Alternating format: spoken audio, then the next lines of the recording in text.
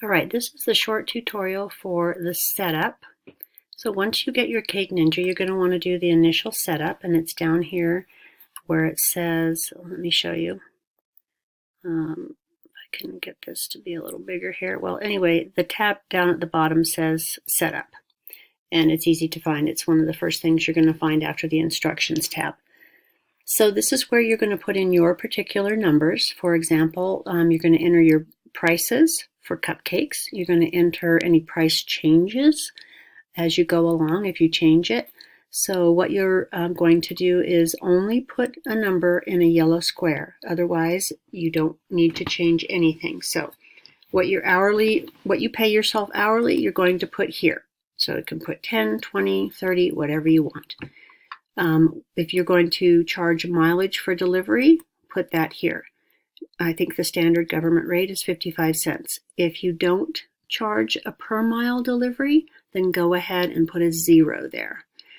Enter the price per dozen that you charge for a simple cupcake, not filled, not a special frosting or a fondant topper or anything like that, just a simple cupcake. What you charge for detailed cupcakes that have filling or a detailed topper or something like that by the dozen. And then if you charge tax, go ahead and put your tax rate in there. These happen to be mine, but they need to be yours. So once you get it, go ahead and do that. So the next thing you're going to do is probably nothing right now with these.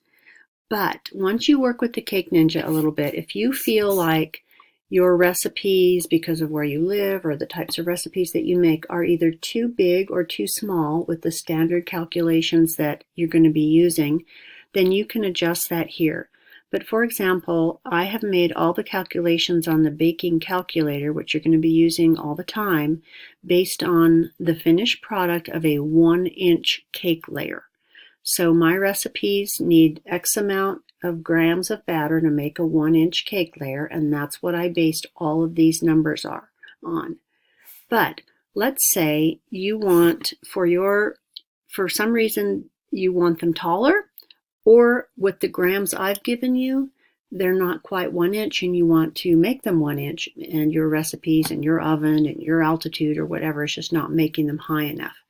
So what you'll do is you will just one time measure the amount of batter in grams, if we're talking about the cake layer, that you would normally put into 1 6-inch pan for the amount of batter that you like.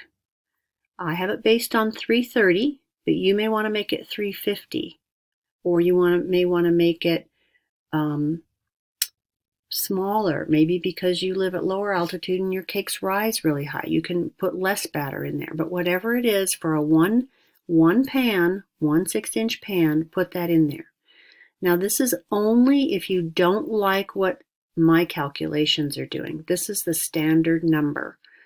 I suggest that you do not change this until you've worked with my baking calculator 1 or 2 times. Then you can change it. And if you have any questions about it, please email me and I will walk you through that and help you understand that.